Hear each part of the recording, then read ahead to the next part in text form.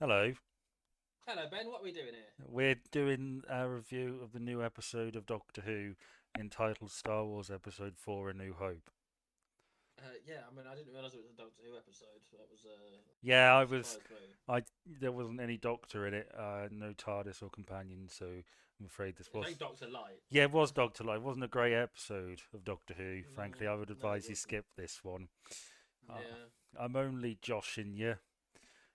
It's Star Wars, isn't it? yeah, it is as per the word Star Wars Yeah, title. yeah. We were talking about doing this, so I watched it last night. When did you watch it? I finished watching it about 15 minutes ago. Right, so fresher in your memory than mine. In fact, the last note I wrote was 11 minutes ago. Well,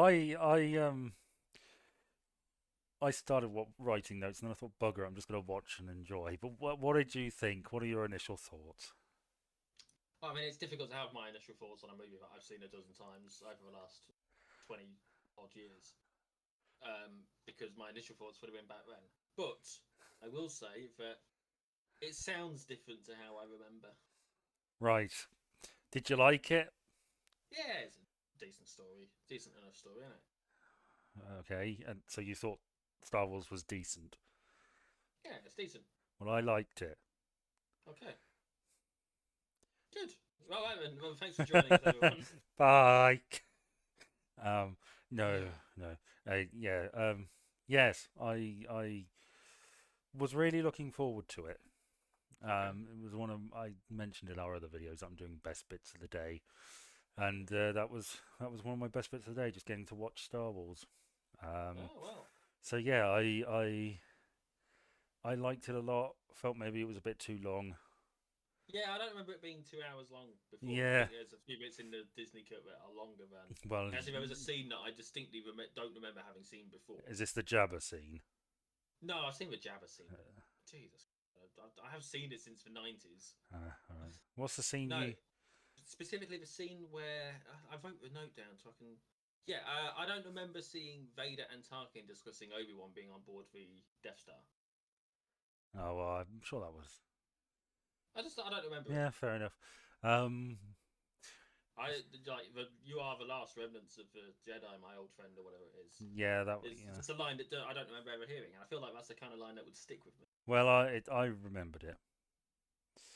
Oh, you might have seen it more recently than me. I don't know. Well, I liked. I mean, the only real bits I had real issues with is the shit that George Lucas went back and added, Oh yeah. and I'm sure we'll come on to some of that. I mentioned the Jabba scene. I saw a documentary recently, believe it or not, about Star Wars, Oh my god, not another bloody documentary. You're and they documentary mad. and they mentioned that Jabba scene, and somebody made the point that they had filmed something originally, obviously, Hmm. Yeah. and then it didn't really work, and they thought, you know what, we've already relayed all of this information, so we can just cut it out. And then George Lucas went and put it back in. I mean, watching all those scenes that he added, it sort of reminded me of like, you know, if you're a parent and you make you do a really nice painting, and then your kid comes and draws all over it. I mean, it doesn't hurt to have the scene, really. It's not. It. I think it's pointless. I think Jabba is better kept in the background, and we already know all that information anyway. You know, Half of half of the scenes have an element of pointlessness to them. it's sort of watching it. It sort of became apparent that George Lucas doesn't really understand what he's done. Okay. I think probably the main example is Han and Greedo. And in the Hmm. original, Han shoots first, and then George Lucas went back and re-edited it to make Greedo shoot first. And you lose some. McClunky. Well, you lose something in that, I think, because it's a character point that Han is the sort of guy who would kill in cold blood like that, you know, Mm, and get in first. Yeah, I'm very much in the group that says that's a shitty decision, and all the fucking CG crap that he throws into that. There's that scene where Obi-Wan and Luke and the droids are going through Tatooine or Moss mm. Eisley, and there's all sorts of shit just happening all over the place. I'm like, fuck off! you Go know, on. I did, funnily enough, write the the CG additions to Mos Eisley are a bit silly. Yeah, I mean, And that's it. They are a bit silly. yeah, They're intended for filler. it's just there's no fucking point. Just leave it alone. But yes, those were the things that really pissed me off about it. Um, yeah, I mean, where do you want to? Where do you even start? The But story? where do you think we should start? Well, shall we start with the text crawl Okay, yeah, and that fair enough. opening? Well, I said I'd go into this sort of not blind. I can't go into it blind, but I went into it and sort of put all my other knowledge to one side. Mm. And yeah, watching it, it was really apparent of the influences from things like Buck Rogers and those Okay. old shorts that played in the cinema before your main feature. And you had them like part 3 of Buck Rogers and the Dial of Destiny or whatever, and you'd have a text crawl that explained it. And I It's am, funny to me because Dial of Destiny is obviously the latest yeah, for Indiana Jones, isn't it? yes, Sorry, the next to latest of Indiana Jones because they did release a film, a game recently, didn't they? yes, I did. Um, but Um, yeah, but yeah, it just I think most people probably associate the text crawl intro with Star Wars. well, these days I'd say so. Yeah. Yeah, but it's sort of If it's fascinating. done these days as a parody of Star Wars, then Yes, probably absolutely. yeah. But it's fun. It's fun watching it and seeing. Oh, this is George Lucas taking stuff from his childhood that he really loved, and all the yeah. Go on. No. Finish your thought. Well, all the samurai stuff is obvious, and the cowboy stuff is obvious, and Darth Vader's helmet looks like a samurai helmet. Um, you've got the stuff with Joseph Campbell and the Hero of the Thousand Faces, the myth, the hero's journey. You've got the old mentor and the plucky or the damsel in distress, and it, yeah, it's a really good mix of different inspirations, and the text crawl is the first of those. It's a really good what? Mix of inspirations. Okay. You cut out for a bit, be there for a bit, so I So that's all right. Um, you see, my thought watching the title crawl, having seen literally all the Star Wars that there is to see movie wise, yeah, my thoughts on the title crawl were very much, here's what happened at the very end of Rogue One. Let's rejoin the action. well, having not Because I mean that sums it up basically. That is summing up what happened in the last half hour or so of Rogue One. well having not seen Rogue One, I sort of went into it and as I say, put all my knowledge to one side. There's other stuff as Mm. well where I was deliberately trying to be as ignorant as possible, i.e., Yeah. as close to a first-time viewer as I could. I mean, you just pretend to be yourself. That's pretty damn ignorant, isn't it? Thank you. Yeah, the stuff where Obi-Wan's talking about the Clone Wars and his relationship with Anakin. Oh my God, the Clone Wars. What were they? I know, right? And also the way Why that does Luke not give a shit about that? It happened before he was born. the way that's set up is like I sort of read it as Owen is Anakin's brother, Hmm. which is I'm sure what they sort of intended, because that relationship makes a lot more sense that way. If he had known Anakin for a longer period than he had in the prequels, Anakin just shows up once, and he's Anakin's step brother, so Luke's step uncle. Yeah. he's Yeah. he's Shmi's husband's child from a previous marriage. Yeah. So So, definitely step. yeah, I think it's worth noting that Owen was right in this. In that we specifically what Ben says about him, what everyone says about him, in that he says something. I can't remember the exact line, but it's on the lines of your Uncle Owen is worried that you'll join me on some crackpot adventure or whatever. damn fool mission or something like that. Damn fool crusade, I think it is. Yeah, And almost immediately afterwards, he does. he tries to recruit him to join a crusade, and then when Owen's dead, he joins a crusade. Yes. Like Owen has got him down to a T. He knows everything that's going on. Yes, well, I'm keeping this boy out of your shit, out of all this Imperial bullshit. He is having a quiet life in the back end of fucking nowhere. Which is where he lived anyway, right? Yeah. Owen lived there anyway. It's like he got dumped. Luke got dumped there. He hasn't known any different. Yeah. As far as he's concerned, that is and always has been home. He Um. didn't know he was born on some bloody asteroid somewhere, Yeah. or Sure. wherever it was. I mean, the opening shot after the title crawl is a great one, isn't it? The planets. The- So the planet and the two moons. The planet, the two moons, and then the Tantive 4 coming into view. Tiny little ship, and then the massive, big Imperial Star Destroyer. Yeah, I mean, I wrote the first shot of Tatooine and quote presumably two moons. Sorry, is definitely iconic. Yes, it's good visual like, it's a- storytelling. Yeah, we learn a lot about the setting. Is it ever 'Cause it's named? space. Is it ever named as Tatooine? I don't think it is. I don't think it is on in the episode itself. Yeah. But Yeah. I think the closest we get to that is she names Dantooine, which Yes. is obviously a different planet. Yes. Not far off, one would assume. Yeah. Which would be quite No, I don't know clever what it of her, was. because I mean, the Empire caught up with them over Tatooine. So maybe she's throwing out a planet where it's conceivable that they were heading to, if it's quite close.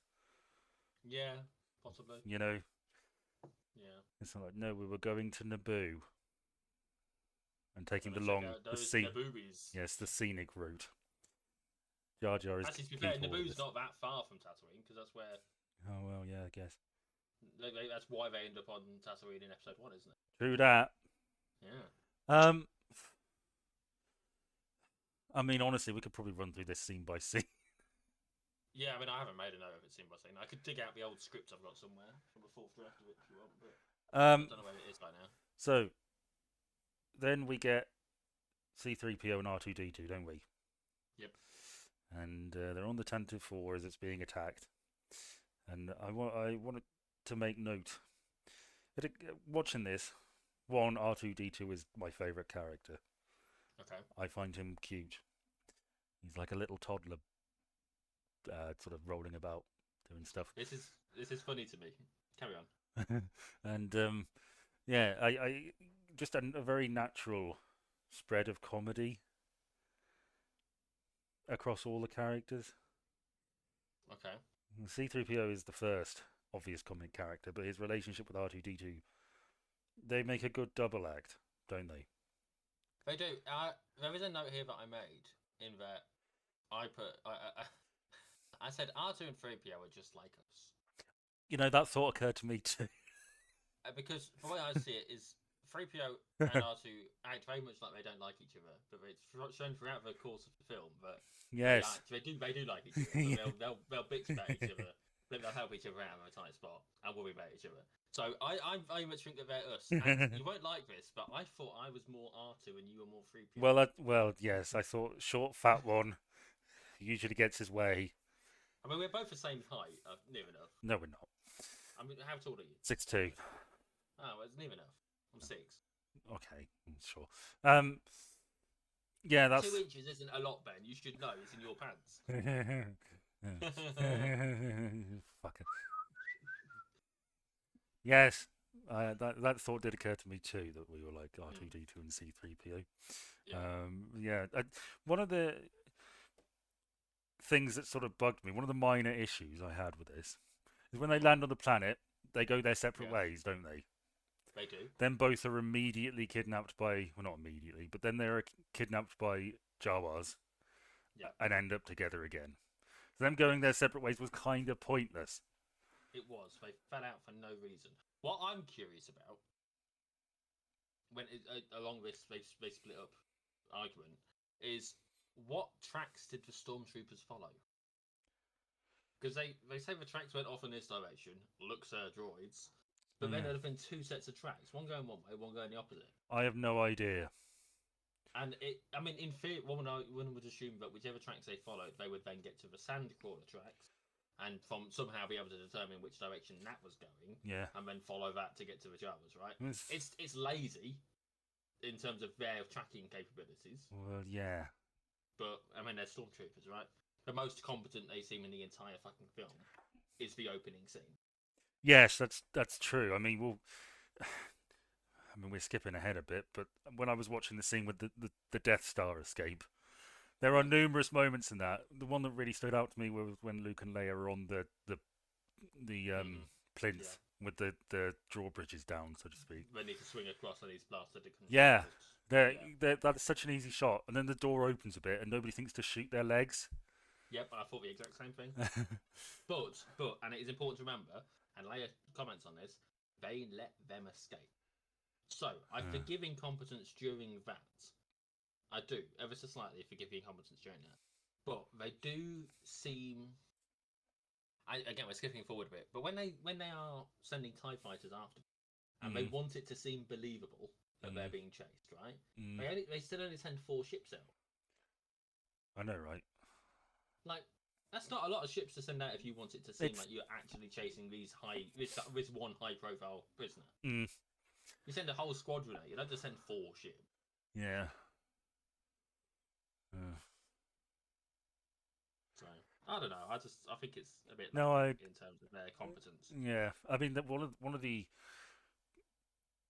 sort of competent scenes we have of them is when they Obi-Wan and Luke find the Jawas who have been massacred, Yep. and Obi-Wan points out that there's been an attempt to make it look like Tusken Raiders. Yep. Which Luke obviously fell for. Yes, But which you see, but that I'm curious because do we know for sure? Like I know we know it was for stormtroopers because then they went to attack Owen and Baru. That's fine. But would it not be a bit Kenobi like, a bit Jedi like, mm, to have played it up to be a stormtrooper incident so that Luke would join him? well, no, because Luke would rush home and find everything is okay. But my point in that is that why did they make the attempt to make it look like Tusken Raiders? Why are we covering this up? Well, I mean, you got a fair point. You know, It nobody's does seem nobody's a going bit to give a silly to shit. cover it up. That was another little thing that sort of made me go, writing wise. Yeah. Is there a There's point to probably that? some scene that they cut out that he's going Oh, to add in the maybe. next 20 years. Oh Christ.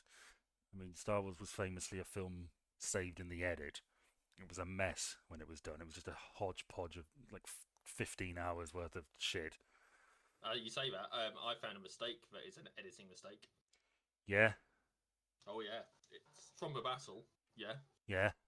in the space battle over to destroy the Death Star. There's a point where we hear the line "Red 6, can you see Red 5?" Yeah, Yeah. because Luke has got one on his tail. Biggs ends up saving the day, but just as it kicks off is we hear the line "Red 6, can you see Red 5?" Red 6 was Porkins, Mm. who died about 2 minutes before. Oh my God. Well, maybe they Um, didn't. Maybe they didn't know. no, because there was like a big old deal when Porkins was died. Because they were like, eject, Porkins eject, and he didn't. You know. He So couldn't. it's clearly an editing Stuck in that seat continuity like issue.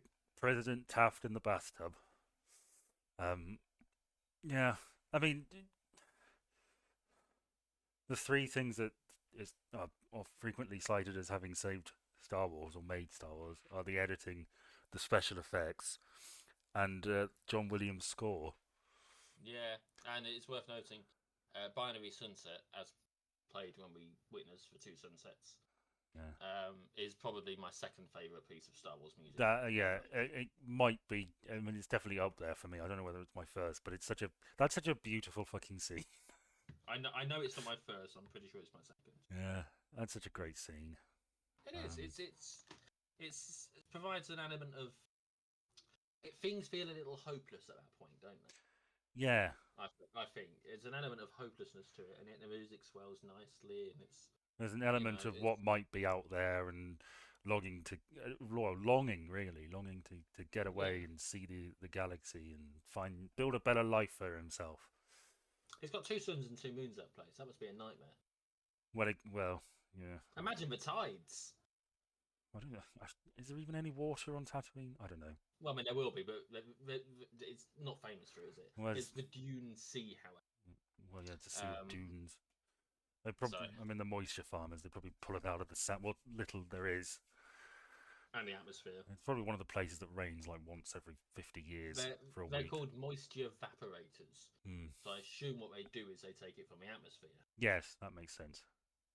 but I don't know. I don't know it. Because we're skipping back a little bit from the binary sunset thing. Yeah. When 3PO and R2D2 are escaping in the escape pod, just before they get in it, 3PO says something along the lines of, "We'll be sent to the spice mines of Kessel, or scrapped for sure." Yeah. And I can't help but wonder why he thinks that those two droids would be any use in a mine. Well, you never know. You might need a effeminate waiter for the higher, We higher do ups. we will see the spice mines of Kessel later on in the series, and Sure, of course we I fucking do. I don't think there's a point at which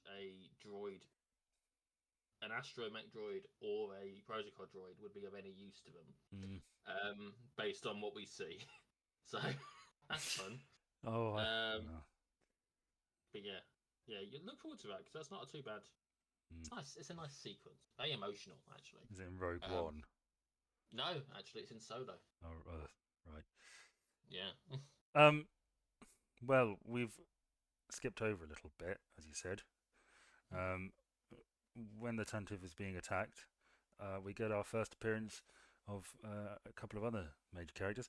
First of which is, I think, Princess Leia is first of the two. I think briefly, yeah. Yeah. And Darth Vader as well. I do just want to talk about casting, because the main trinity, the main trio, they were all basically unknowns apart from really Carrie Fisher because she was Debbie Reynolds' daughter. But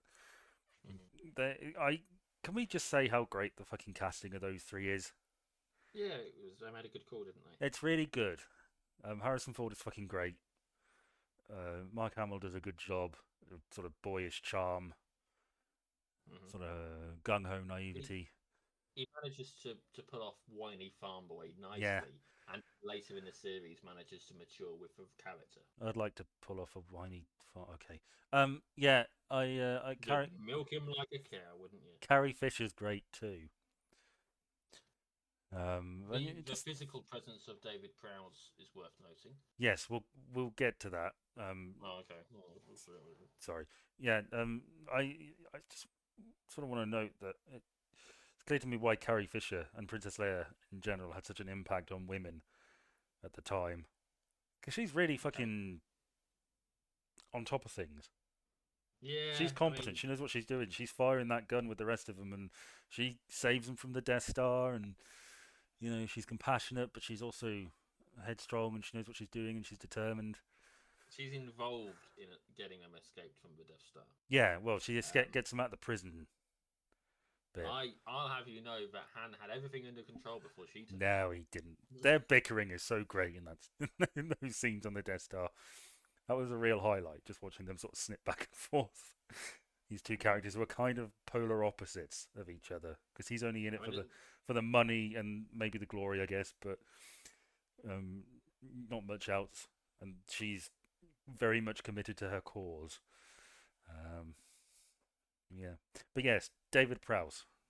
Yeah, David Prowse's physical performance as Darth Vader is worth noting. Obviously, they didn't use his vocals for it. They replaced him with James Earl Jones, a commanding voice, a powerful voice. It makes sense for him to do that.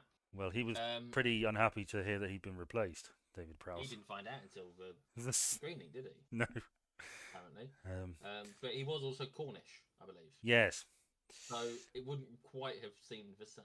Yes, I mean, everybody thinks of the voice, but as you rightly pointed out, the physical presence is just as important. I mean, David Prowse is a big fucking guy, but he also, I've heard him say that he made the decision that Darth Vader should walk just a little bit faster than everybody else, so everybody around him sort of has to struggle to keep up, which is a good choice. Yeah, the bloke that is just after he says you're part of a rebel alliance and a traitor, take her away. It's one of my favourite lines in the film. Just after he says that, there's a bloke who's telling him how dangerous it is to keep her prisoner. And I don't know who he is, and I don't think we see him really in the rest of the film. But what a badass, right? Basically standing up to Vader at that point. Well, but in a respectful and authoritative way. Like, he's clearly someone of some level of importance and authority. And as we will witness later on, Vader doesn't tend to respect him. Well, you say that, but Vader's sort of position in this film is kind of different than what a lot of people sort of look back on it as, Hmm. because he's definitely subordinate to Tarkin, right?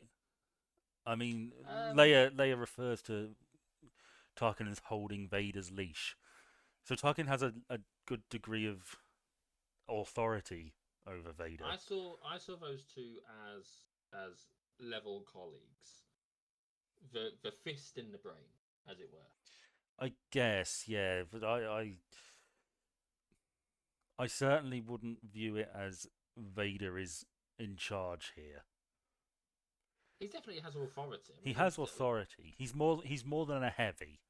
He's not yeah. just like your frontline infantry guy you send out to fuck shit up. You know. Like I say, the presentation of it to me is very much that him and Tarkin are the two authority figures in charge of the situation, Yeah, and then presumably the Emperor above them because he gets mentioned, doesn't he? yeah, yeah. I think. Yeah, but certainly it shouldn't be seen that Vader is calling the shots entirely. But I see your Either point. way, it's evident that the bloke who's telling him is a subordinate to Vader. Mm, So again, speaking up to his boss, a boss mm. who we know is a violent sociopath. Well, well, a bit. I mean, we haven't seen him kill anybody under him yet. No, you would He see him try and choked choke. that guy out of the meeting. Yeah, that bloke who was absolutely wrong as well. Yeah, Because as we witness, the Force does destroy the space station. yeah, yeah. The power of the space station does pale in comparison to the power of the Force, Mm, and a single missile mm, or two missiles, I think. yeah. Is it? Yeah. Anyway, yeah, Yeah. the other bloke in that meeting as well, actually, the one who's like, the alliance is dangerous, and we need to take them more seriously or whatever. Mm. Also, bang on right, and everyone sort of dismisses him because they're in this big old space station that can blow up Yes. planets. And I mean, that's I watching this. That's the scene where Tarkin reveals, played brilliantly by Peter Cushing, who wore fluffy slippers because yeah, the boots were so uncomfortable. Yes, he reveals that the Emperor has abolished the Senate, I and want to know why it took so long. I sort of feel like this was part of the plan, the long plan. I mean, I don't like calling back to the prequels when I'm watching the originals. But the Death Star was in production at the end of those, and it was planned out by the end of Attack of the Clones. So Hmm. I sort of feel sort of got to keep bureaucracy together to maintain the order and keep a handle on the Senate until you've got this super weapon that can wipe out a planet, and then you don't need them. So he's waiting Well, until the Death Star is only just fully operational. okay, worth noting though, Hmm. how much of a backfire is it now that the Senate's been dissolved and they don't have the Death Star Well, to keep everyone else in line but we've got to quickly build another one. in considerably less time. Yes, and much And bigger. the interestingly, we know from extended, from what we know outside of the film, we know that Wookiees and Geonosians were responsible for a lot of the building. Mm. And the guy who is in charge of the detention cell, where Leia was being held, sorry, didn't seem to have a clue what a Wookiee was, and that surprised me. Well, he refers to it as he refers to Chewbacca as this thing, as it, Yeah, doesn't he? so he doesn't. He clearly doesn't know that it's a Wookiee. I don't know. He might just be very, very racist and dismissive. No, but that's not allowed inside the Empire.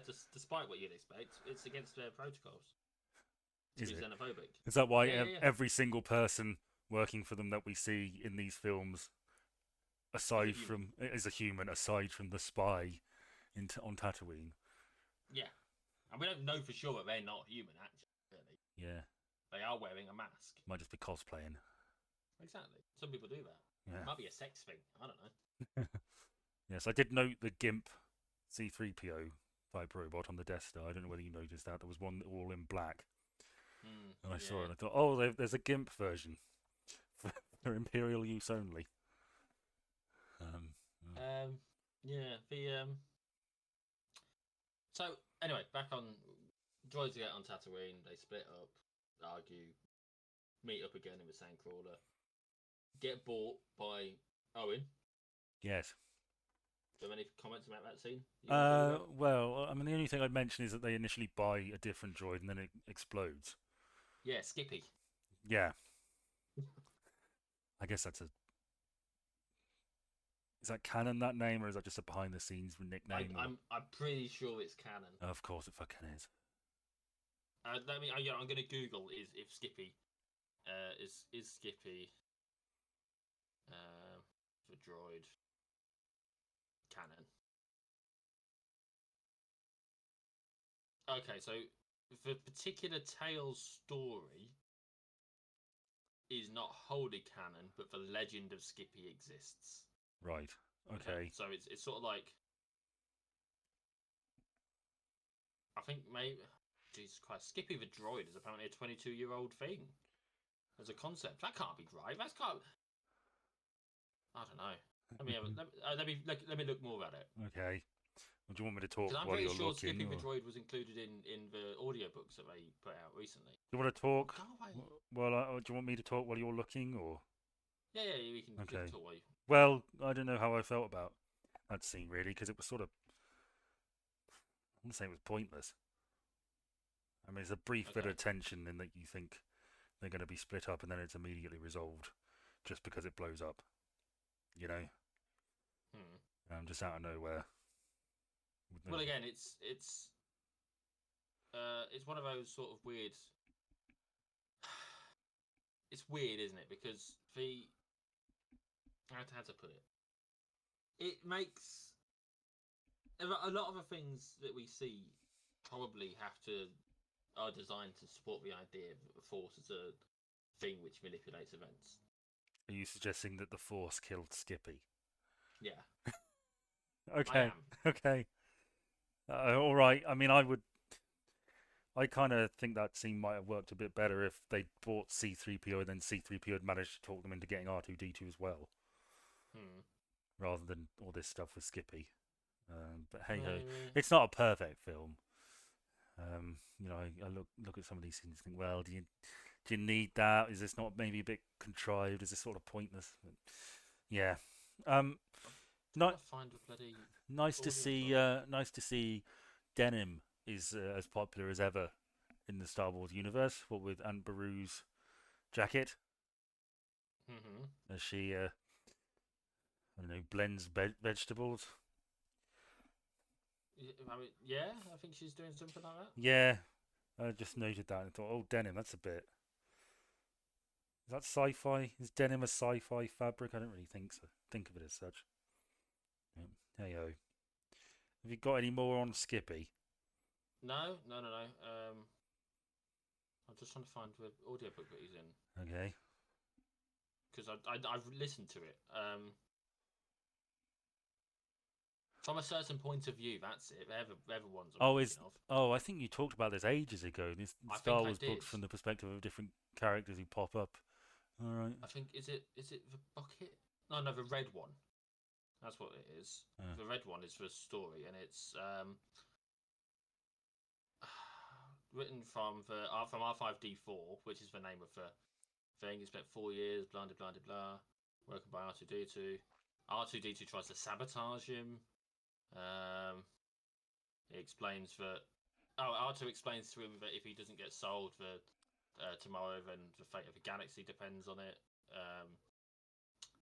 R5 is apparently triggered by the word the word rebellion, and R5 basically tries to kill himself. I think, basically tries to kill himself in order to make sure that R2 gets purchased. Right. That's the gist of it.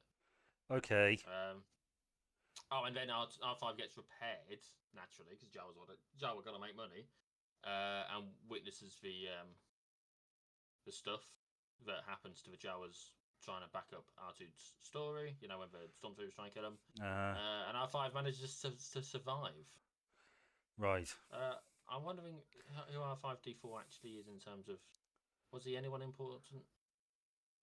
See, this is why I don't really go in for the expanded universe, because all this stuff just seems like okay, you know.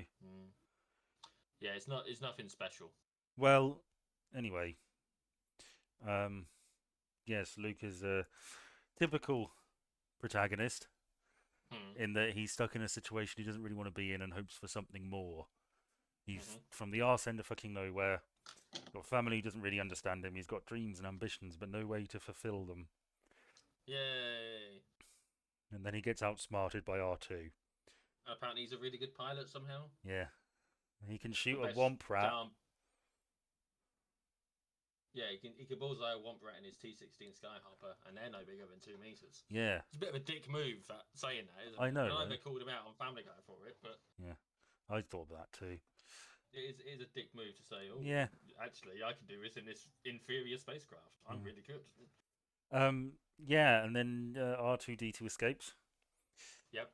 So He C3PO. played he played Luke like a fiddle. He did.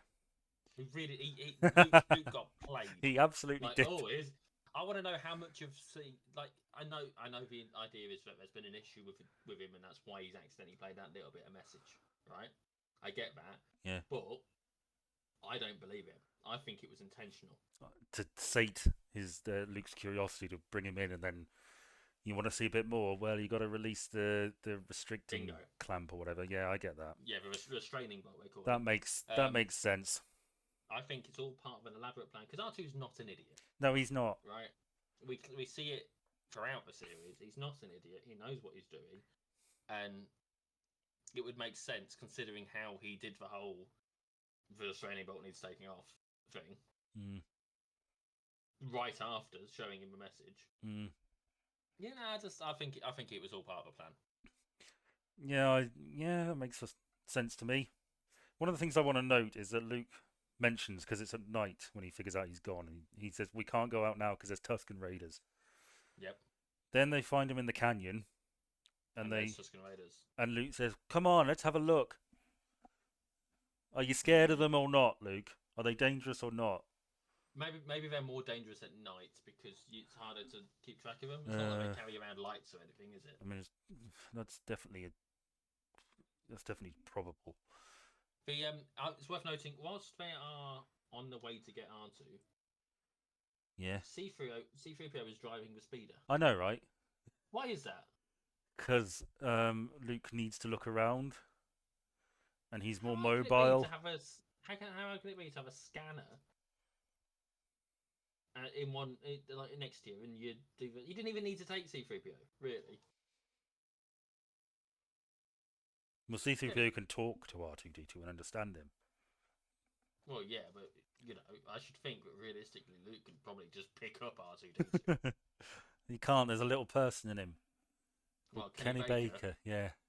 Yeah, and he's a foul mouth bastard. They had to keep bleeping his lines. Do you know they used to forget about him? They'd shoot a Oh, scene. They shoot a scene, and they'd be like, "All right, cut. That's a wrap. We'll go for lunch now." And everybody would walk off and leave Kenny Baker and R2D2. Bless him. And then every now and then someone would go, "Oh fuck," and go and get him. The, Didn't get along Turns with out- Anthony Daniels, incidentally. No, I'd heard that. God knows why. Well, Anthony Daniels seems a bit up his own arse, to be honest. Well, yeah. It's worth noting the term "sand people" seems a bit racist. It does. It does. Yeah. Yeah. Just so we're All these clear. bloody desert munchers. You know. Hang on, calm down. Anyway, Yeah. we get Obi-Wan's most famous line. Oh. as well, don't we? Yes. What was his imitating the crate dragon? No. Well, actually, can we touch on the crate dragon? Because we see a skeleton of one, don't we? We do. And I was thinking to myself, I wonder whether they're. Because that could easily be misread as sort of foreshadowing. Like, oh, there's things out here. Maybe are we going to see a monster? We don't.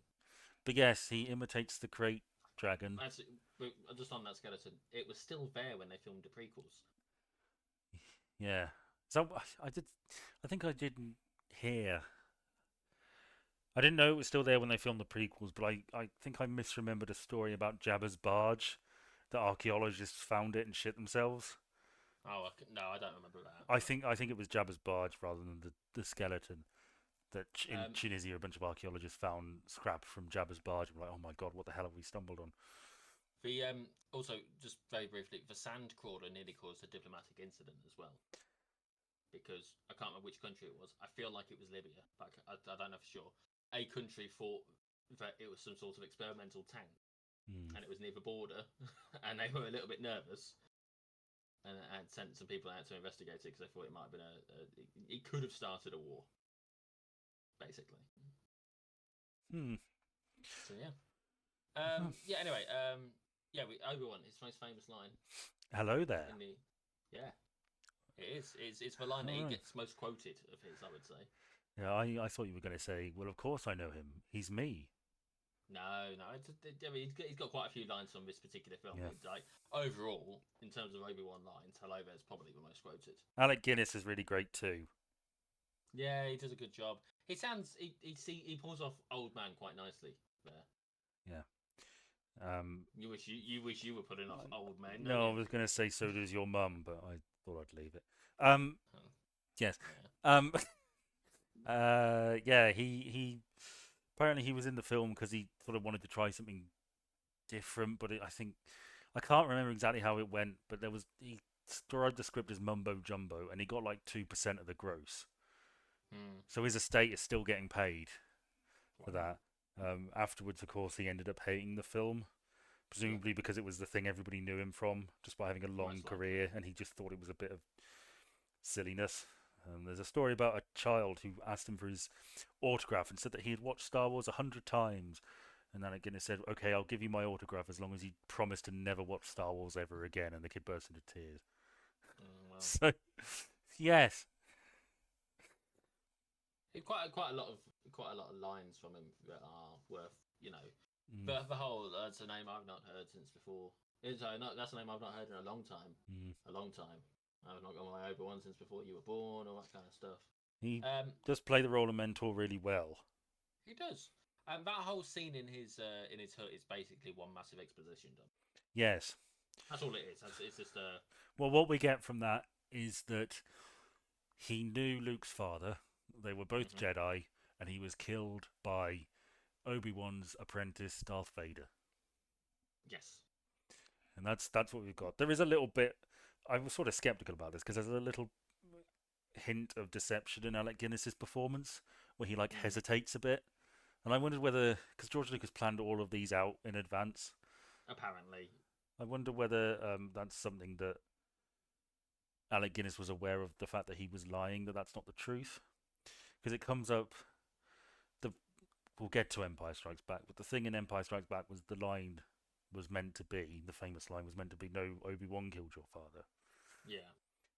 So it could well be that there was something in there, and Anakin was told That was to look a that was bit the line that shifty. was read on the day, wasn't it? Yes, But only Mark Hamill on the set knew yeah, otherwise. Apparently. yeah, because he needed to Yeah. react to it appropriately. Yeah. But we'll get to that. Yeah. Next time. Next week. Tune in. Yes, Um, and yeah, I mean, as an introduction to Jedi Knights, it's a bit, it's sort of Shaolin monk meets medieval knights and crusaders and things like that. There's a fair amount yeah. going on there. There's a fair amount of religious stuff with the Force, a vague sort of spiritualism. Um, Well, just in terms of influences. Um, but it's good. I don't we're showing dislike it. Yeah. we're showing a lightsaber for the first time, Yes. which is you know, It we've looks. got that wonderful '70s style edit where Yes. There's a jump cut. yeah, twice because they Yes. need it Um, for the on and off, but the lightsaber looks a lot flatter. yeah, It and looks like fuller as well. a sword rather than a cylinder of light. Hmm. Yeah, Um, so yeah. I mean, all throughout this film, I remembered a line that Carrie Fisher said in a documentary I saw that you can write this dialogue, but you can't say it because a lot of yeah. it is really silly. Oh yeah, absolutely. A lightsaber, you know. Mhm. Um, Governor As Tarkin, opposed to a heavy one. I expected, I thought I recognised your foul stench when I was brought on board. Oh God, don't say that because the extended explanation for that. Yeah. Um. Yeah. It's dialogue that it could so easily be so much more corny than it is. Yeah. You know, reading it would probably seem a bit B movie, shitty sci-fi stuff, but when they deliver it, it works. Mm. And there's a lot of examples of that. Um, yeah. I mean, I can sort of feel Alec Guinness's eyes roll, him cringing as he reads some of it, and just not thinking this is horseshit. Oh, when he says something along the lines of an elegant weapon for a more civilized age. Yes. Ooh. Yeah. Yeah. But And it was a good friend. yes. And I cut off his leg. How did my father die? Well, he didn't. I fucked him up. I cut off his legs and his arm and left him to burn, and probably should have put him out of his misery, but didn't. Have you? And it's a little bit off topic, but have you ever seen the version of that scene where they edit it so he's talking about Ahsoka? Yes. Yes, and it's well, very inappropriate. you you've mentioned it before, but yeah. Oh, it's silly, but it's amusing in the silly kind of way, but it's also very inappropriate and yeah. Anyway. So blah blah blah. We find out about right after that scene. We have the one where Vader chokes that guy. Yes.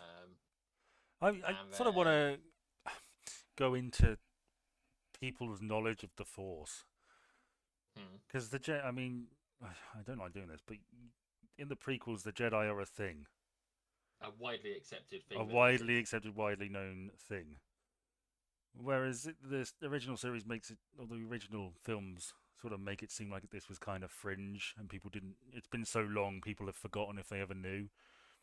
And I think my only real watching it, I thought, oh, okay, that's I guess the Empire's propaganda, just at work. I mean, they must have done a fucking good job of it because let's be honest, everyone knew what a Jedi was. Yeah. Well, and Han hasn't got a fucking clue. He doesn't believe in any of it, and I mean, I suppose in many ways, what are the odds of you ever having actually met a Jedi? Well, my argument would be that it wasn't so much saying that the Jedi never existed, but that they did exist, and that it was just a sad old religion, and there was nothing really special about the Jedi to begin with. It was just part of a conspiracy and a plot to maintain power, or something like that. People, it's not that But if you don't witness it firsthand, it just sounds like bullshit. And again, it's easier to dispel. I think the thing is that it's not necessarily that people aren't aware of the forces; it's people just sort of roll their eyes at the idea of it. Oh, these guys could do stuff with their magic. Yeah. From their brains. Ooh. Yeah. People don't really believe in what Yuri Geller does, right? Well, that's because he can't do anything. I know he's a con artist, and so with a Jedi. Yeah. Oh, see how it goes. Allegedly. Right. What happens next? Yeah, we've got that meeting on the Death Star. Then we find out about the Jawas being killed. Yeah. Oh. Then we find out about Owen and Beru being killed. I just want to say that's fucking pretty hardcore for Star Wars film that Luke comes back and finds the charred skeletons of his aunt and uncle. I found out recently that again it's extended content, but in the EU Vader was watching them get murdered. Right. He insisted upon the communication connection being maintained while they were being murdered. Why? Why don't? Because I don't know. He's a vengeful bastard. He knew them, didn't he? Well, I mean, yeah, but there's. You got to think that maybe he's of the belief that there's some sort of. It's one last connection to Anakin Skywalker, isn't it? It's just one more connection being severed. Well, it's a significant moment, I suppose. Yeah. But he yeah, it does strike me as a bit weird that he's not near Tatooine, considering he's responsible for helping to track down. Well, he delegates, doesn't he? Well, I know, but it seems a weird thing for him to delegate. You'd think. Well, he goes back in order to interrogate Princess Leia. Yeah. Not well. Which is probably the more important role. I mean, she gets she does get tortured. Yeah. And she holds up pretty fucking fine under it. But at least she didn't have to wear a bra. Yeah, that's true. You can sort of see him poking out, can't you? Well, there's that one bit just when they're just after they've blown up the Death Star. Spoiler alert. Where they're running off. They do to what? celebrate. They're running off to celebrate, Yeah. and they're a bit bouncy at that point in a Right. non-bra way. But Well, as George Lucas told her, apparently there's no underwear in space, Carrie. yeah, but there is Nazi boots. Yes, and fluffy bunny slippers. Yeah. Anyway, there probably wouldn't be bunnies, would there? There'd be some sort of Oh, yes. loaf rats or something. Yeah. Like my loaf rats. Yes. Sorry, it's. I could see Peter Cushing doing a dance like that. Not as Tarkin, but as Peter Cushing. Well, he Anyway, did. He did like going. He and Christopher Lee used to go and watch Looney Tunes and piss Did he? themselves laughing. Yeah, Oh, that's good. I like that. that's sweet. So yeah, Luke goes to join Obi-Wan. They go to Mos Eisley, Yes. a wretched hive of scum and villainy, within which they must be cautious. Yes. And we have that whole hand wavy scene, don't we? Yes. Yeah. He only does it with two of them. I guess they're like the patrol, the boundary guys. You know, if you Guys get in past, charge. yeah, if you get past them, people basically say, well, they've already been cleared. Yeah, you don't get ID'd at the bar if you've been ID'd by the bouncer, do you? Yeah. Yeah. You know, Speaking of you got in. speaking of bars. Well, hang on, I've got just before that. Okay. So it's about the Jedi mind trick. Right. We have the Force can be a strong influence on the weak-minded. Mm. Line.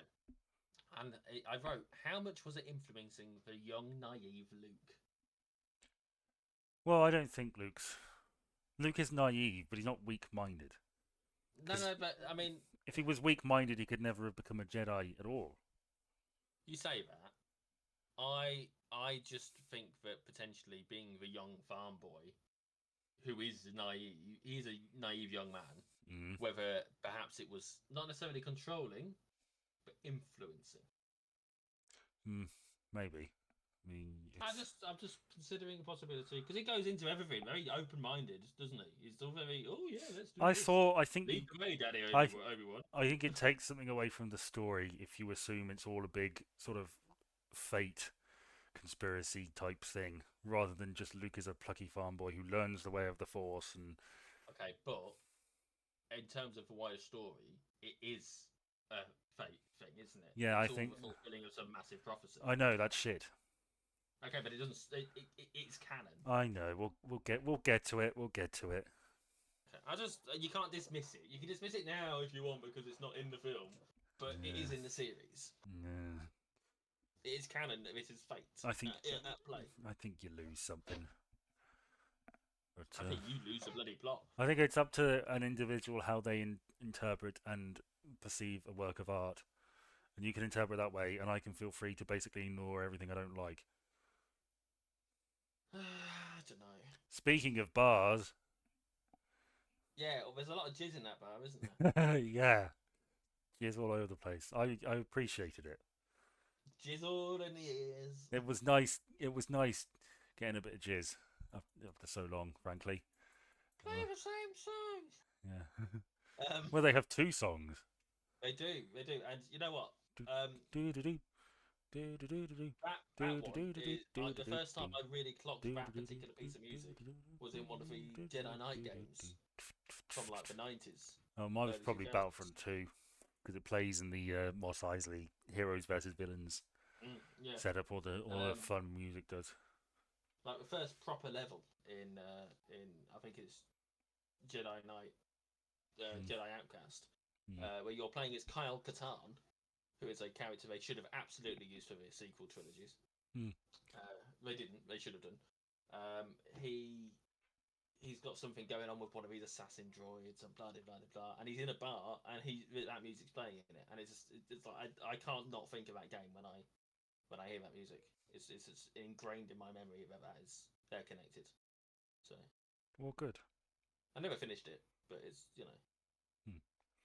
Well, yes, and the bartender is very racist to droids, presumably in hindsight because of the Clone Wars. There is an explanation for it. I can't remember what it is. I think he's in. There's a thing about him in the in that same book, actually. Was Do you know who owns the bar? B. Arthur? No, Yes, because of the no, Star B. Wars Arthur. Holiday Special. Well, no, but she doesn't know. Is she not? Is she just a worker there? Presumably, yeah. Oh. It's called Cholman's Cantina, and Cholman is a Wookiee. Right. Was it Cholman the Wookiee? Trillman the Wookiee. Cholman, who is a Wookiee. Yeah. Okay. Just silly little factoid for you. Lots of fun costumes. Lots of Yeah. weird and wonderful creatures and stuff. Bit of creativity. And then I there's mean just, those twins. yeah, and then there's the devil and a spaceman. Yep, they were from somewhere, weren't they? I can't remember where now, but just random costumes from somewhere. Yeah. And Got the Wolfman as well. yes, there's a fight at the bar, Mm-hmm. and Obi-Wan saves the day. I mean, I hate that they explain that guy's backstory. I think it's. I know you talked about it before. I think it's so stupid. Just leave it be. It's just a rough fucking place. Just wait till you see him again. Oh, fuck off. You are shitting me, right? No, you see him very Fuck briefly. off. It's a bumps into him. There's nearly an altercation. They decide against it. Situation. Okay, well, we'll get to it. It's a cameo, basically, and I mean you get cameos in these things all the time. I mean, the Millennium Falcon spotted at least twice in the prequel trilogy. Yeah. You know, it's just a silly little throwaway thing. Well, speaking of the Millennium Falcon, we get our Yeah, introduction to Han and Chewbacca. That piece of junk. Yep. Yeah, and the Millennium Falcon. Mm-hmm. Han Solo, pretty cool guy. Yep. Uh, Shoots first. yes, knows his way around a negotiation. Yeah. Yeah. Knows how to haggle 5% away from a space slug that is called a human. Mm-hmm. Yes, that was And stupid scene. Don't like it. Shouldn't have been in there. well, originally it was a bloke in a fursuit, some Irish Yeah. bloke, wasn't it? Yes. So it makes sense, like a furry jacket, not like a fursuit, as in like he's a furry. Yeah. Just as to be clear, 'cause- Freddy Fazbear or something. Yeah. But he obviously they CG'd him into because they've got that awkward bit, haven't they, where they have to have Han stand on Jabba's tail Mm. because he's climbing over the back of him when really he was just walking around the outside of the guy, and that's a weird CG editing situation. Again, I understand the dislike of it. I think it's fine. You know who else we see in there that I couldn't remember if we saw or not? Boba Fett. Boba Fett, yeah. I saw that and thought, oh shit, because I'd vaguely remembered reading or seeing something that Boba Fett is in that scene, but it is weird. It does feel weird, doesn't it? He was a character right from the get-go. Yeah, obviously he wasn't named. He was No. just some cool-looking mercenary at that point, as far as we were concerned. Yeah. In fact, I'm not even entirely sure he gets named in the sequel, in Empire. No, I'm not sure he does either. But We'll get to know it. for sure Yeah. next week, but yeah. So yeah, then the Empire finds them. Mm-hmm. Why does the Empire find them? They get ratted out by that bloke who somehow seems to know that they're connected. Yeah, that was another point where it was like, okay, why is the I suppose maybe the lightsaber thing. I guess. I mean, do people know that the lightsaber is? I don't know. You can't say that the Jedi religion is bullshit and mostly forgotten about, and then everybody in the Empire knows, oh, a Jedi weapon is a lightsaber. Keep an eye out for that. But he might. We know he's a specific informant, right? Yeah. Maybe. Again, I hate doing this. We have a scene in the Kenobi series where an Inquisitor goes there because they have a belief that there is a Jedi, and it's obviously it's Kenobi, or it might be someone else actually. I think there's another one at the point. But the point is, you know, they have historically been looking for Jedi on Tatooine. This may be someone who was around at the time and remembered it and called it in because they're an informant for misdeeds. Maybe they thought it was a bit weird. Maybe they saw the mind trick and were like, hang on a minute, they didn't say their identification. What's going on here? Something's going on. Or maybe it was just somebody pointing out some trouble. Yeah. I don't know. You understand. Weird radio. You understand why I feel Yeah, that like yeah. that's a bit of a what made them so important all of a sudden? Hmm. Where it's like, oh, Yeah. they're the guys you're looking for. How do you know? Hey ho, add that to the Well, maybe they've list. been told that they're looking for two droids, but two new droids, and he's been there that long, and he's never noticed these two droids before. Maybe it's simple as that. Maybe, So, maybe. but yeah, they blast off. They escape Tatooine. Yes, We get a line um, during a sequence. I think it's during the sequence. It's on the sequence in my notes. There's a line from Han, yeah. and it made me realise that a very well quoted line from the prequels is actually a throwback to this. I don't like sand. Nope, What? but it's the right character. This is where the fun begins. Oh right. Han says this is where the fun begins. And this is obviously very famously an Anakin line from Revenge of the Sith. Hmm. There's a lot of lines being repeated, isn't there? I've got a bad feeling about this. We get it twice. I've got a very bad feeling about this. Yes. And yeah. Yeah. So So there's a training bit on the ship, isn't there? yeah, Um, and well, they're in hyperspace. yeah, Chewbacca plays chess type thing, space chess with The R2. Shelly. Yes. Let the Wookiee win, R2. Um, yeah, I like that scene between Obi-Wan and Luke. But Okay. one of the things I find annoying about this film is that nobody really grieves.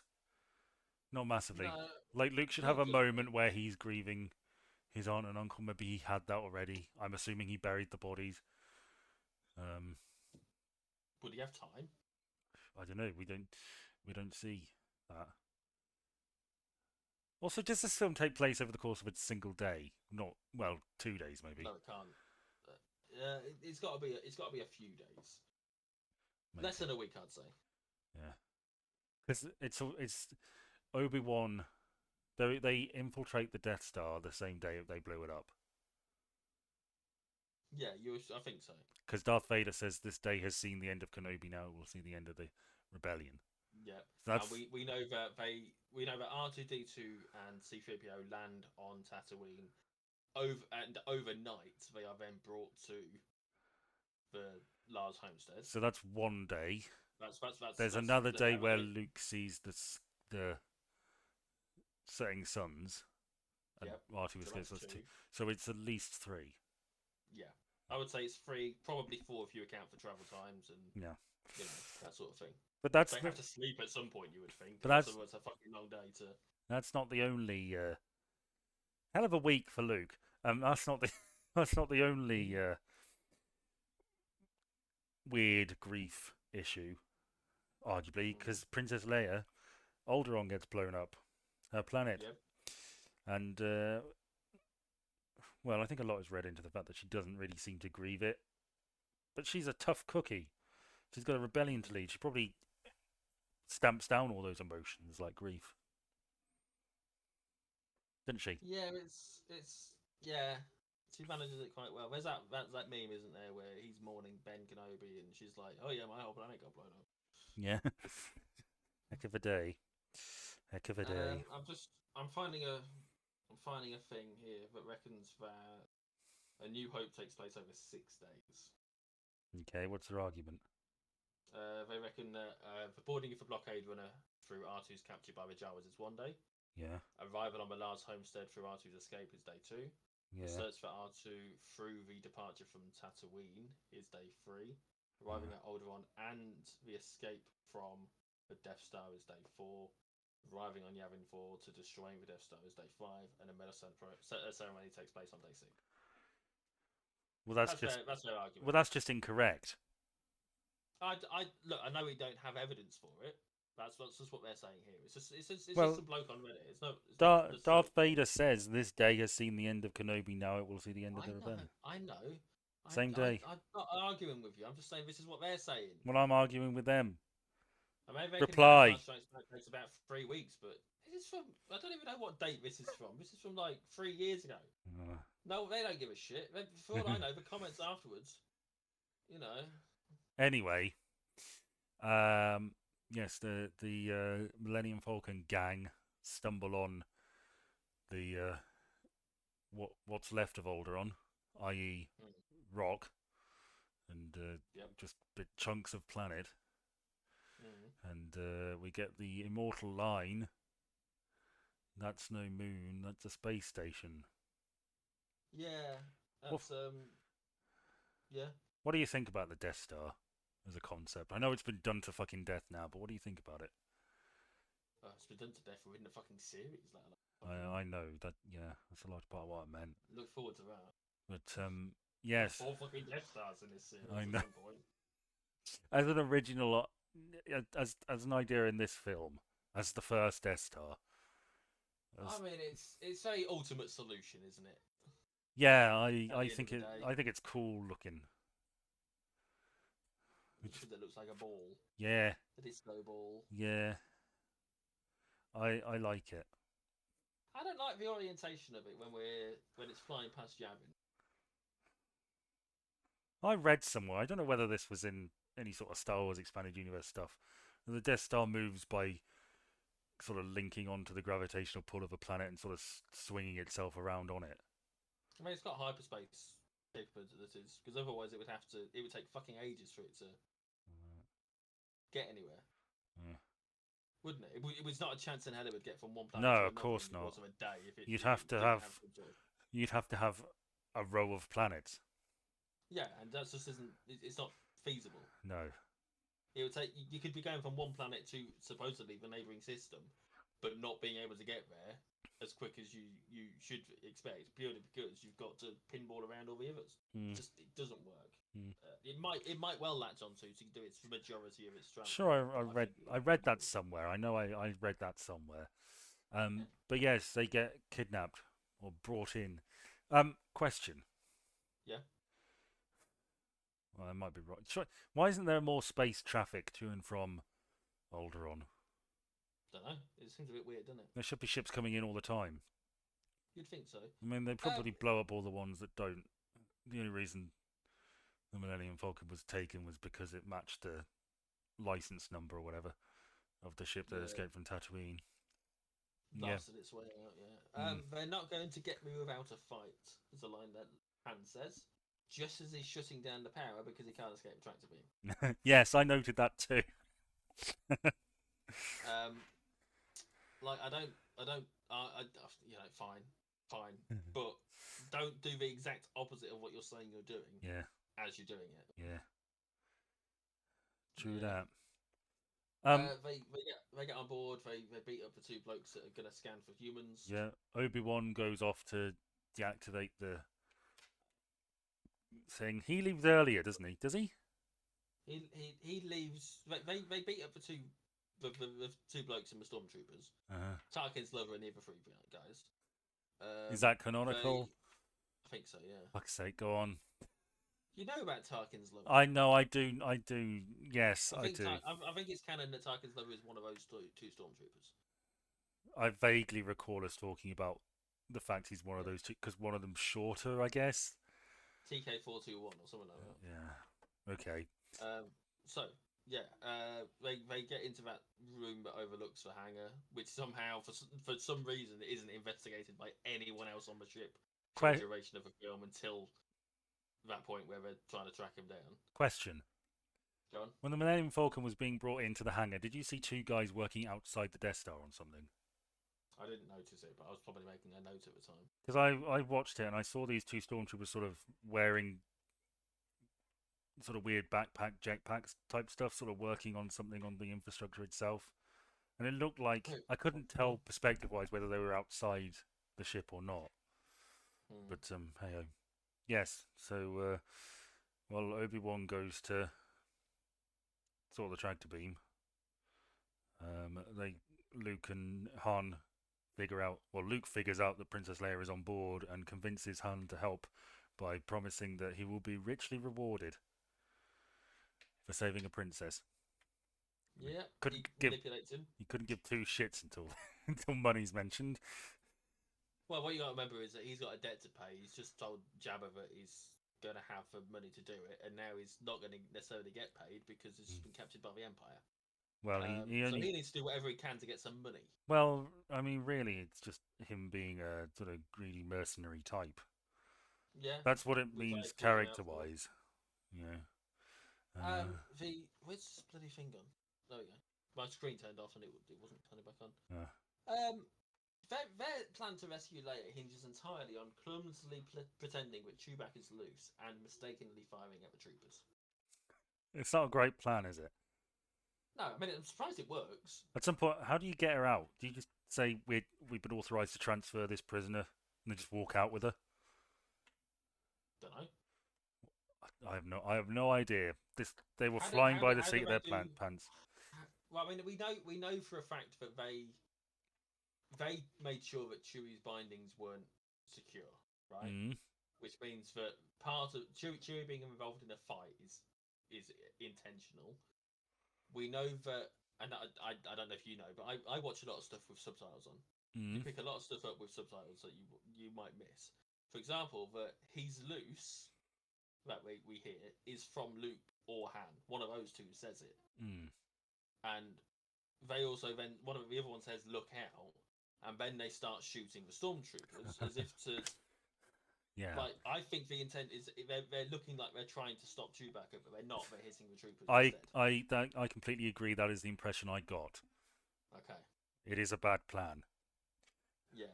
Well, again, it did work to that point. But even if that wasn't the plan, and their plan was to take Chewie in as if he was an actual prisoner, Mm. you can't then grab a different prisoner and bring back the one that you've supposedly swapping them Well, with. yes. I mean, they were gonna. That was just to get Chewie in with them. Yeah. Although, really, if they'd left Chewie behind, it might have been better for him. Potentially. He stands out, doesn't he? Well, yeah. I mean, they could just walk through, themselves without really being questioned. Hmm. I But then guess. Chewie would have been left behind with R2D2 and C3PO. And... Do you want to talk? I don't know what point this is because R2D2 and C3PO are left in that room. Yeah. Sort of keep an eye on things, stay out of the way. Mm. Some stormtroopers come in to check on them. Yeah, bump their head. One of them famously bumps their head. Yeah. And I think I'd forgotten briefly reading this, but I distinctly heard a conk sound Yeah, effect. there is a noise. Yeah. And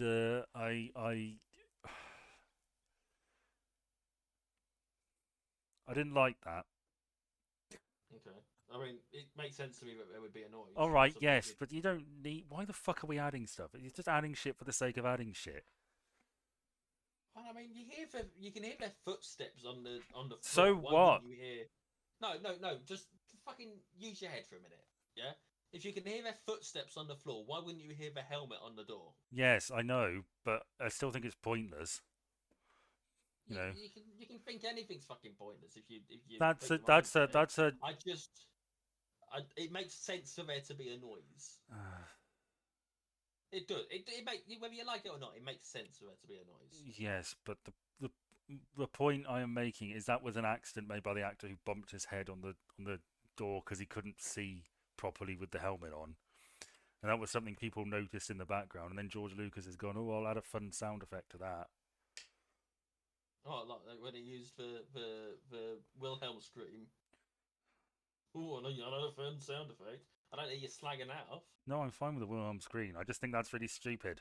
Adding a conk to Okay. it. You don't need to add a conk to it. Oh, okay, but why is that fine? But why is that not fine? But the Wilhelm scream is. Because Wilhelm scream wasn't. He didn't go back and add the Wilhelm scream because the Wilhelm scream took off in popularity in 1993 or whenever. You know, he didn't go. Oh, I know what would be funny. I'll stick a Wilhelm scream in here. How do you know? Because the Wilhelm scream dates from like the 30s.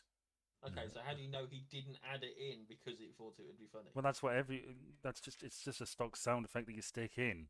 I've never. Okay. Look, we need to agree to disagree because I'm never going to even educate you on why I don't like it. Look, yeah, I think it's a stupid thing to be annoyed about. Well, it's a stupid thing. I'll agree with that. But you're a stupid thing. Anyway, Obi-Wan Kenobi turns off the thing, doesn't he? Yeah, he does the thing. which is He's put in the using least noise. convenient place it could possibly be for any degree of maintenance. You don't want it to be too easy, do you? Well, you do, because you need to access it. Do you? Yes. But logic is assuming that this is a impenetrable fortress. There's no reason why it would be turned off intentionally. It's supposedly very well built, so it's not going to have that kind of an issue. You don't know that. You know, it's naive, their own naivety, their overconfidence, if you will, in play. So yeah, fine, it's stupid, but it's very on brand. Yes. I think, no. It exists for the purpose of a cool-ish scene of Obi-Wan having to do something in a quiet way to avoid being spotted so he doesn't fall down the massive pit. It's like in Galaxy Quest where they've got the corridor full of massive turning gears or whatever. Yes, for the smashers. Yeah. Um, Where Dar- Sigourney Weaver says, "Oh fuck that." yeah. And then it's awfully They edit it. redubbed as, oh, screw that or something. My door is getting knocked on, and I'm in the middle of a conversation. Bear with me a sec, Ben. Okay, well, I will carry on then. Darth Vader feels Obi-Wan's presence. So I think that line is delivered too quickly when it's initially said. There needs to be a moment of consideration, I think. Yeah, there probably needs to be some sort of consideration, but Where he, do you know what I'm talking about? no, I wasn't. Fucking, I'm trying to jump in. That's Go right. Yeah, when Darth Vader says he feels Obi-Wan's presence the first on. time, there should be a pause there, I think, where he takes a moment just to think and then go. But he says it and then he buggers off immediately. Yeah, 'cause he's hunting him down. Well, yes. And then he says it again, doesn't he? Maybe I've not felt that presence since. And then he and then my master. or he feel you can tell he feels Obi-Wan's presence. And then we get the fight. Yeah, a bit lackluster. They're both putting their punches, aren't they? Well, it's because one of them is 7'8" and can't see, and the other one is an old man. Okay, but you know, And they're still both pulling their punches. They do there. I want to know what the canon reason for that is. Oh, I don't give a shit. I don't need to. Oh, it's the Force. They're both using the Force to make each other sluggish. It's fine. I'm just, not like I want to know as if it's gonna change the meaning of the scene or whatever. I'm curious. Yeah. Yeah. I think there must be a reason why neither of them are. You know, most logically, it's probably because, like, from a movie making standpoint, it's probably because lightsaber fights probably weren't that big a deal back then. Well, it wasn't going to be a big deal. It was you the know? first one, and it was just a. We didn't have a massive amount of special effects. You can have Yoda doing fucking 50 backflips at Christopher Lee. Well, I mean, it helps if Yoda's entirely CG. You just had two guys with two prop swords and breaking them constantly, apparently. Yes, we get. Meanwhile, Han and Luke's plan goes to shit, and you get that funny radio conversation where Han explains everything's fine. We just had a weapons malfunction. Everything's fine down here. How are you? And he has that look like, oh fuck, what did I say? That was stupid. And he shoots it, and stormtroopers bust in, and they escape through the garbage disposal.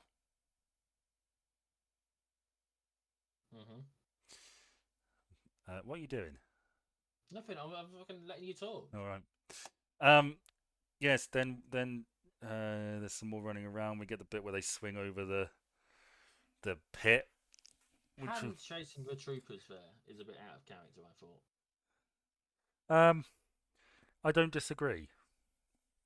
Okay, cool. You could just say you agree. I don't disagree. It was actually one of the few changes I actually liked. I think in the original he chases them, and at some point they just realise, wait a minute, there's more of us than there are him, and turn around and start shooting back at him, and he runs away. I don't recall it ever being a point where he doesn't run into the big room with him. That was an edit. That was added in the. I don't recall it ever not being there. But that was added. I don't fucking. I'm telling you, I don't recall it ever not being there. Okay. Okay. Noted. I think it works. Like, it doesn't matter what the facts are. I don't remember. It's a factual statement. Okay. disagree or you like, it's true. I'm not disagreeing. It's just when people say that, they tend to Okay. say it, defensively, saying you're wrong because I don't remember it. No, I'm just telling you, I don't remember it. Whatever the fact is, I don't remember it. Okay, well, it Okay. was. I think it works. I think it works a lot better. Um, which is one of the rare instances I'm willing to say that. Um, and then we get, um, well, Obi-Wan and Darth Vader's duel is so interesting to everybody that all the stormtroopers sort of gather around to watch, Hmm. which makes sense. And Yeah. Obi-Wan lets himself get killed, presumably to encourage Luke to fight the Empire more. Hmm. Do you have any thoughts? Not particularly. Okay, then what happens? Well, movie continues. I got briefly distracted. Okay, I was looking at the script for that scene. yeah, The chase scene. uh-huh. Okay, and the I don't know which version of this it is. Let me find the. Okay, there we go. Let me just scroll up to the top so I can try and find the exact. Yeah, this will be the one I've got a physical copy for. So this is a revised fourth draft from January 15th, 1976. It's not the final script, but it is a revised fourth draft. Okay, Mm-hmm. and the exact sequence says. Let me find it again. It says Han chases the stormtroopers down a long hallway. He is yelling and brandishing his laser pistol. The troops reach a dead end and are forced to turn and fight. Han stops a few feet from them and assumes a defensive position. Well, there you go. So, no, I mean, it's not what you said happened, to be fair. Well, But also, I was mistaken. The point which is is, fair enough. they added more of those stormtroopers in there. Well, this isn't the final how they filmed it necessarily script, but this is how it was. This is one of the late versions of that script. Is that was the intention, presumably very shortly Well, before film. I've seen the original scene and I've seen the addition they make, and they add a load more stormtroopers in there. So, But right, yes, carry on. yeah. Then they escape, and we have our World War II dogfight, don't we? Yes, which is a bit, you know, What? well, you know, it's a bit lackluster, isn't it? I think it works all right. I mean, it works fine. It's a bit lackluster. Yeah, maybe by modern standards, I suppose. But yeah. Uh, yeah. Then Luke feels bad because Obi-Wan's dead, and it's revealed that there's a tracking device on the Falcon. Which Leia basically called anyway. Yeah, and she still decides to go to Yavin and lead them right to the rebel base. And I suppose sort of makes sense in a way because it's like we're dealing this with this here and now, I guess, sort of thing. We'll bring them right Hmm. to us, and we'll get there ahead of time, so we've got time to plan a bit and prepare. But she needed to get the plans to them anyway, Yeah. and she could go the longer way around, I guess. But I suppose that just increased the odds of being captured. Yeah, I guess. Maybe. And they give it to Yavin, don't they? Hmm. Yeah. But Yavin 4 specifically, apparently. Yes. I'm curious if it's the fourth planet or the fourth moon of the planet. No idea. But I'm just one of them, you know. So obviously Endor, we call it Endor, but it's the forest moon of Endor. Mm. It's not actually So, Endor. well, that's how it presents, isn't it? Is that it's, Yeah. you know. Yeah. And we get a chat between Leia and some guy I don't think pops up again, who's like a senior commander in the rebellion. Hmm. And they plan the attack. That's a good scene. The planning, Yeah, do you reckon? yeah. I like it. It's sort of good exposition in a way, and the flaw makes sense, doesn't it? Yeah, I mean yeah, it does. It just makes sense. The Empire wouldn't consider something as small as that, but the rebellion, who presumably went over those documents and plans with a fine tooth comb, managed to find it Mm. and figure it out and put that together. And then Han, having been paid, what was he paid? Was he paid in because he's lifting up boxes? I don't know. Do the I mean, presumably the rebellion has money, but surely it's like a. Are they still using physical money in the Star Wars universe? I know they've got Republic credits, Mm. um, but I don't know how they would pay him. I mean, is it like gold? Is it a precious metal? Is it just I don't know. I mean, it's got to be something of value. Mm. It might. I mean, there's going to be some sort of normal currency anyway. He's told he's going to get paid 15,000. Is it 15,000 credits? So it's probably just Yeah. credits. Huh. Like, if credits are fine when it's on Tatooine, why would it not be fine from Yavin? No, it's just It's galactic currency. It's probably just all it is. yeah. Probably just cases full of cash, I guess. He's loading that up, Likely. and he gets out. He leaves. He buggers off, and he in a hint towards his character development says to Luke, "May the Force be with you." Hmm. And Luke sort of dismisses him because now he's got what he wants. He's fucking off. He's got a good arc as Han in this film, I Hmm. think. Luke does too. Leia is the only one who doesn't. Yeah, it's like Really. she sort of gets it a bit later on, doesn't she? Yeah, hers is coming, Hmm. but it's entwined with Han's. Um, so yeah, and then we've got the Death Star battle. With again, I Uh, didn't really mind the updated special effects. just before, very briefly, Luke gets offered to join Han, Mm. Yes, and that's actually quite a nice offer, really, all things considered. it is You know, because Han is not the sort of guy who he didn't rate Luke at all when he first met him, did he? no, And now he's saying, "Well, you can come along with me if you like." you're handy in a fight. Do you Yes, want to join us? Yeah. yeah, And I also wish, obviously, we meet Biggs. yeah, I wish we'd met him earlier. I wish the scene that we meet him in the on Tatooine had stayed in. yes. Personally, I sort of um, thought that too. the emotional investment that we're supposed to have in Biggs as a childhood friend of Luke is non-existent. As it, Is he's mentioned, but he's not. Yeah, I was going to You say, know, as he mentioned. So does he die? Because I sort of lose track of. yeah. Yeah, he dies. Okay. Biggs is the one who dies just before they're trying to kill Luke. Mm. So in the trench run, you've got Luke, Wedge, and Biggs. Wedge gets shot, manages to pull out because he's no use back there. Biggs gets shot, blows up. It's just Luke. Han turns up. Yeah. Yeah. So we've got the trench run, and they failed the first time, don't they? The first time they get blown up, Yeah. it's the Gold Squadron. They get blown up, and they warn about the attack from behind. Hmm.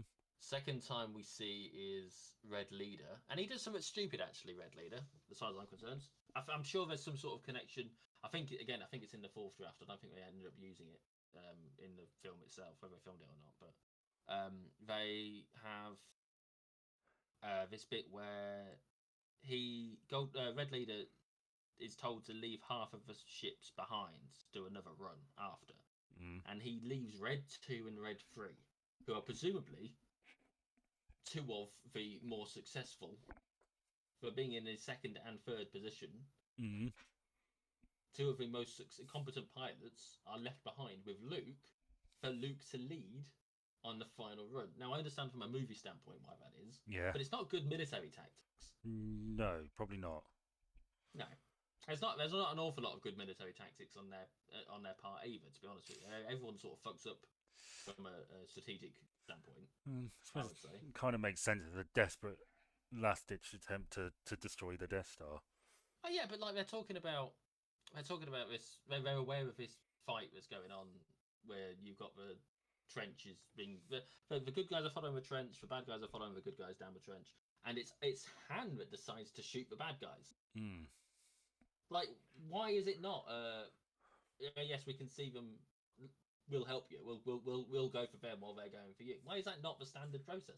That's fair. That's fair. Why are they not sending two lots of run at the same time. Once the first one's already gone, because you've got Red Lady, you've got Darth Vader and his cronies, and then you've got Luke and his guys. Why not do that? It's just a silly thing.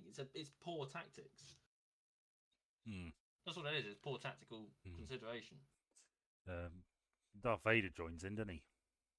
Yeah, he does. Yeah, he acknowledges that there's a separate attack going on top of the main outside force, and he decides to head that off, which is a sensible thing, and probably saves the Death Star for a bit.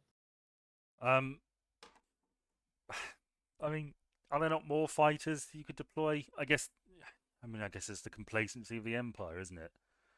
They've got 30 rebel ships, and it seems by the end of it that all the TIE fighters that have been sent out have been blown up. Because there's no TIE fighters chasing after them as they're fleeing the Death Star. Yeah, you'd think you'd send like 500 or something just to be sure. Well, I don't know how many I've got on board, but you think it'd be a hell of a lot. I mean, it's probably a lot, right? Yeah, and then Luke shoos the computer and uses the Force as guided by Obi-Wan, who was Force ghosted advice to him a couple of times in the film. He tells him to run after he dies. And Luke manages it. He starts a chain reaction. And what I like about that is that it's not instant. You do sort of cut back to scenes in the Death Star of stuff going on. So, yeah, part of the powering up process, and again that bugs me. Yeah, in that they know they know how long they've got till they supposedly clear the planet. They know how long it takes to get the laser ready. Why have they not coordinated that? Why are they waiting till they clear the planet before getting the laser ready? Well, because even if it's a matter of if we leave it powered up too long, it'll blow up, sort of thing. You still know how long it's going to take to clear the planet. There's this whole fucking countdown. It's poor. It's poor strategy again. Because what would be the really funny, not funny, what would be the really interesting story here would be if, rather than them successfully save the day and Yavin Force safe and all that, is they manage to set off the chain reaction, but it still manages to fire the laser off in time. And then the Republic's both shattered, the Empire's supposedly damaged because of it, and you've got a real proper tale of two opposing forces in the second one. Well, we'll get to the second one because I feel like the tone of the second one works well, following on from this one. But we'll talk about that more there and then. Yeah, as you said, Han comes back, and Darth Vader ends up flying off into space. Yeah, one of his wingmen gets shot. Gets spooked and slams into him. Yeah, trying to regain control of his ship. Death Star blows up. Everybody goes home, and we get a lovely little parade, don't we? That pisses me off. Okay, why? How come? As well, that medal ceremony has annoyed me. Why? Why? So first off, they know that the Empire knows where they are. Yes. They know the Empire is more than just the Death Star. Yes. Why the fuck are they having a medal ceremony when they should be evacuating? Counter. What? Go on. I think. Do you counter? I thought of this too, but I think it's important to have those little morale boosting moments. Okay. You know, an hour or so is not going to make the world a difference. You say that, but I'm pretty sure canonically a bunch of people get captured because they didn't get evacuated in time. Well, I still think it works. It's a nice end to the movie, and it sort of makes sense. Like this is a morale thing. We need to celebrate this victory because it's a big one. That makes sense. Second gripe. Yeah. Let's be honest. We both know the reason why it happens is because that was supposed to be the end. Right? Yeah, it's a good end. It was going to be the end. There wasn't going to be more. Maybe it had plans for more, but it wasn't. Well, they weren't necessarily planning to make that more. They did. They did have plans. Plans or not, they didn't know for sure it was going to be a hit. Yeah, they were going to end up making it. They had to make it a story that would finish, and as far as that story is concerned, the Empire's done. That's it. They've won. Yes, it's fairly self-contained. But in wider context, it annoys me because there's wider context, and you have to accept the wider context in a series like this. That's fair, but I can justify it. I mean, I don't like your justification. Okay, that's fair. Second thing, the pilots that are there are wearing their helmets. Yeah. One, why are they wearing their helmets? Two, if they had more pilots, why weren't they using them? Okay, I can't answer your second query. I'm guessing they didn't have enough ships. I don't know. Okay, but what ships are they going to pilot now if they didn't have the ships? They've got the big ones, and they can meet up with another branch of the Rebel Alliance and get some more. You get my point though, right? It Yeah. seems a bit silly that we've suddenly got all these pilots that weren't being used. The helmets I can On just. this really important fucking this last ditch attempt to save our lives, we need to use every resource available, and they've got a fucking 24 pilots in the hangar waiting, sitting around twiddling their thumbs for whatever fucking reason. We know that the Rebel Alliance are more than happy to use like various types of. Again, I know it's from extra content stuff, but they will use whatever they have. Yeah. So not having the right ships seems bullshit to me. Having these extra pilots, 4 fucking ships escaped for attack on the Death Star. One of them was the Millennium Falcon. One of them was Luke's, and he's getting a medal. So that's 2 pilots in theory. Why doesn't Wedge get a medal? Well, because he backed out the count, didn't he? Well, he was present. He should get like a silver medal or something. Fuck Chewie. I want Wedge to get a medal. Wedge is one of the only people to survive the attack on both Death Stars, and I think he's the only one who actually survived attacking the actual Death Star itself twice. So, like, you know, he's a big old deal. But that's why he ends up with Rogue Squadron. That's why he's a big deal throughout. He's, you know. As for why they're wearing the helmets, I think that's just a uniform thing. It is. It seems a bit silly to me. Yeah.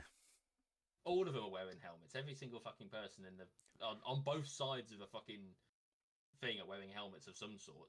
Near enough. Like, it's only really Tarkin and the other governor style people that don't seem to be wearing them. Everyone else has got a fucking helmet on. Yeah. What's it with them in helmets? I don't know. It looks cool. Costume design is great in this movie, by the way. I completely understand it. Like, for guys that are controlling that are there next to the laser and they've got no handrail or whatever, I can understand them having a helmet, right? That's a health and safety. When I watched that, I swear to God, one of them they put their hands over their ears, which makes sense. Which makes sense, but it just adds to the workplace safety violations of that area. Not only is it not protected by a handrail, it's also a noise zone. It's worth noting, it was, I'm pretty sure, designed by a member of a species that can fly, so they probably didn't need to worry about handrails. Or bridges. Well. Just something to consider there for a moment. Yeah. I do like the design of the Death Star in general, interior-wise. It's got a good look to it. You'd think it'd be, you know, a bit brighter. Just because you're bad guys doesn't mean you have to have a... I feel like it's designed to be purely fit for purpose. But yeah, like, I'm not necessarily saying it has to be artistic and, you know, and well presented, all that kind of stuff. I'm just saying you'd think it would be brighter. They think they're the good guys, right? So why go with bad guy chic design? I don't know. Exactly. It's just weird. Works for me. But yes, just weird. R2D2 having been blown up gets fixed. C3PO reveals he's actually very, very worried about him. Yeah, we get our medals and end credits. What did 3PO do in this film other than whine? He translated for R2D2. He recommended that we don't necessarily know that he needs him translating. Because R2D2 says something at the end and everyone laughs. They might have just been laughing at his cute beeps and boops. Possibly. And we know from Empire that R2 can communicate through text.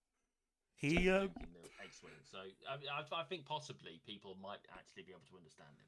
He recommends that they buy R2 when Spiffy or whatever the fuck his name is blows up. Yeah, that's okay. Fair enough. That is his contribution to the film. He's a whiny bastard, and he makes sure R2 gets bored. Yeah, that's about it. The I've realised why they laugh. I've just realised Yeah, because Kenny would have said something, oh, possibly. Yeah, and they'll have been abused. They kept the cut. yeah, possibly. I think it's more like a showing the audience R2 is okay, everybody's happy, everybody's laughing, sort of thing. Hmm. Um, but yeah, that's Star Wars Episode 4: A New Hope. Woo. I like it. Yeah, it's decent. I like. It's not your favourite, then. No, we've been over this many a time. We know what my favourite is, and I've got to wait 5 more fucking movies. No, sorry, 6 more fucking movies to get to it. So, you know, Well, we'll get there. Don't worry. yeah, I'm worried about you flaking out after. No, no, we'll do them all. I said we'd do them all. Whether I like it or not, we're in it for the long haul. Good, So, because I think you'll both love and hate light speed skipping. no, I hate it already. But yes, Good. we'll see you next time. The second of what by this point, by the end of the film, had become the biggest thing in the fucking universe that changed everything. And This has been going on for ages, hasn't it? Jesus. yeah, what, Star Wars? No, this fucking chat. Come on, wrap it up. All right, we'll see you next time for Empire Strikes Back. Bye. Bye.